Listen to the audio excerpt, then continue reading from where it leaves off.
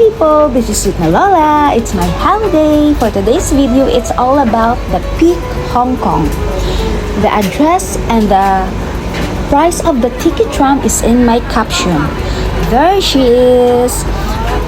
I'm with my manang Nini and my cousin Dai Roxanne. So naka-experience ko aning tram riding kay tungod sa akong ig-agaw nga si Dai Roxanne from Australia. I miss you guys.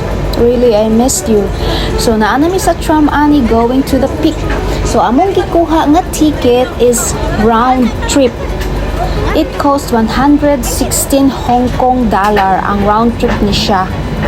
So lain-lain nga price ang kids, ang senior citizen ang senior citizen is lain pud nga price na sila discount. So ang adult mo ni siya ang 116 kuan siya round trip ticket na ni siya sa tram. So ang amo jung gihuwat dito, so going na mi sa the Peak sa tower ni siya. So among gingadto ra jud is ang lights hindi kagabi sa city sa Hong Kong. So nice kaayo, nag-experience ko ani before. Nagbus mi sa akong amiga, nagbus ra mi kay makasave mamis bus, barato raman ang bus kaysa mag-tram mi is kuan jud siya.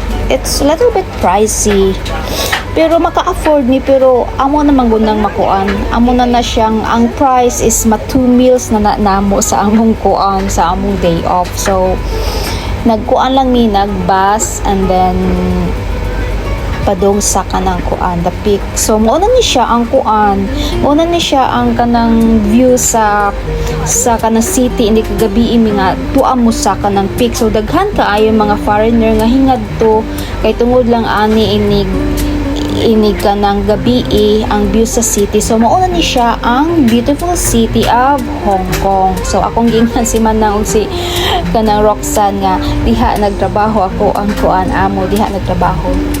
So kita kay tanan the whole city of Hong Kong. See? So nice. The lights so amazing. Look at. So wow. So ang kini siya going down na mi ana, pauli na mi siya. Pauli na mi. So around 8 o'clock nakauli na mi kay need man po ko mo uli na sa akong amo. So bisag padung nakauli, makita gihapon ang view sa city, ma-appreciate gihapon nimo ug unsa ka beautiful ang city.